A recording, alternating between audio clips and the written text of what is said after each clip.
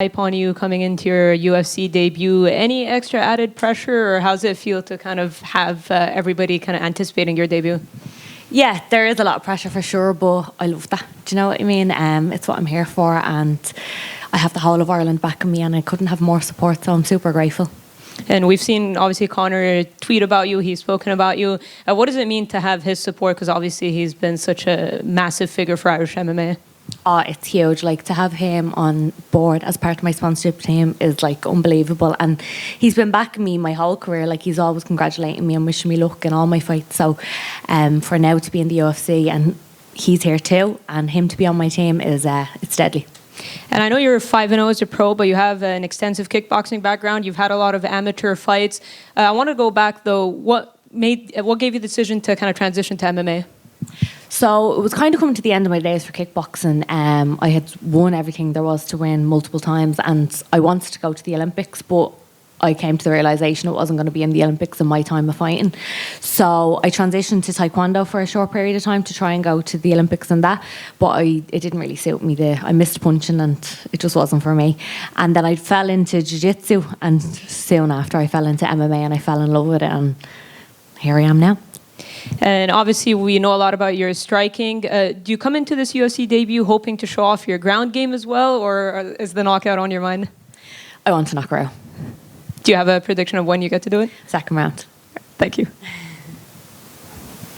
Shauna, there's a real surge in Irish MMA at the moment. Obviously, previously, Conor was like one man kind of flying the flag, it felt like, or doing it to a certain level.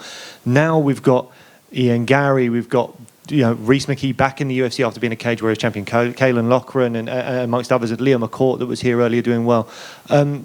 Does that make this whole goal just feel kind of, did it give you more self-belief that you're seeing your countrymen and women doing so well?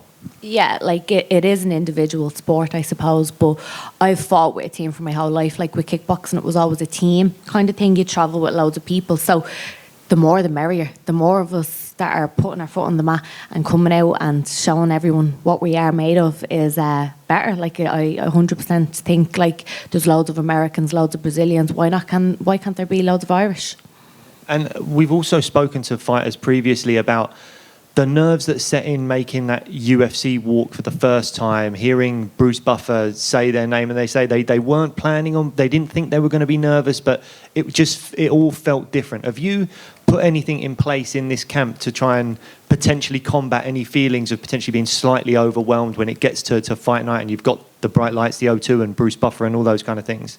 Yeah, like 100% there's going to be pressure and it will be overwhelming, and you feel that in every fight, and I think if you don't feel that, you're not human, but that's what makes me perform. If I was to go out and not have those little bit of nerves and butterflies in my stomach, I wouldn't perform my best. That's all part of it, and that's what makes me Mama B. Thank you. Shauna, over to your left. Hiya. Being a pro fighter is an incredible commitment in order to get to the big stage, but being a mum is a different level, right? So how do you balance both? It's hectic, for sure. But like, if I come home from my morning session and I'm wrecked, exhausted, and I get to look at Jace, he brightens up my day and he motivates me and he gets me going for my second session of the day. I think I have the best of both worlds. Some people work a 9-to-5 job and don't get to see their kids for the full day. The morning I drop Jace to creche, get my morning session in, come back, get to spend the whole afternoon and evening with him before my evening session. So I think I have the best of both worlds. It is super tiring and it is tough, but it's great. I get to see him and his developments and each stage of him coming up. So yeah, I think I have the best of both. And in terms of getting ready for your debut, you've got like Molly's on this card. I mean, have you had the opportunity to actually talk to her and pick her brains ahead of your debut, and has she given you any advice ahead of it? Yeah, of course. Like I train with Molly over a year now. I go over to her and she comes over to me. So I don't even need to ask her. It's like she knows what's on my mind. She's like reassuring me the whole week. She's letting me know things that I didn't know. She's like, your food's here, this is there. Do you know, because she's been here so long. So she knows the ins and outs of everything. And to have her there to reassure me is just amazing. And in terms of the actual walk, when you actually walk through the curtain into the arena, your music's playing, you've got 10,000 people in the building. how's your mindset going to be? Are you going to try and embrace everything, or is it sort of tunnel vision? No, that's my favourite part. Like, I hate the warm-up area. That's what I hate, the weight.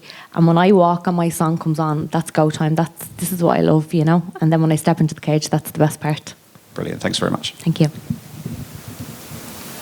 Last question? Good. Thanks, guys.